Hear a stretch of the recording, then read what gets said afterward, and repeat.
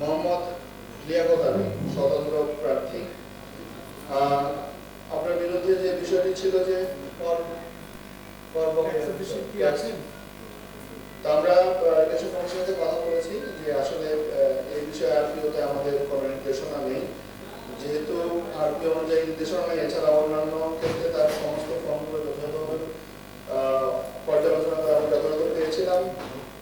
সেই প্রেক্ষিতে আমরা আমাদের গণপ্রতিনিধিত্ব আদেশ 1972 এর 12 শর্তাবলী প্রতিপালিত হওয়ায় আমরা 14 অনুযায়ী তার স্বতন্ত্র প্রার্থী জনাব মোহাম্মদ লিয়াকত